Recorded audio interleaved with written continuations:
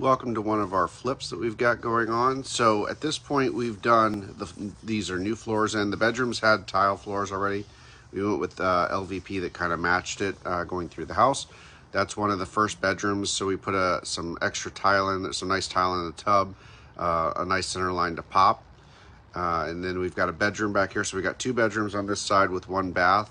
As you come into here, you've got the master, so you've got the master bedroom in here, and then you've got the bathroom right here. So the vanity is going to be outside of the bathroom. Inside you're going to have the toilet and the shower. Look at that tile, amazing job they did there, very good quality. This is the living room going into here. We've added new lights to make it really bright, new paint. This is the kitchen. So the kitchen cabinets were actually just delivered, so those are going to get installed first thing next week. Laundry room, and here is the fourth bedroom. So this is the fourth bedroom with a walk-in closet. You'll see that here in just a second. There's the walk-in closet.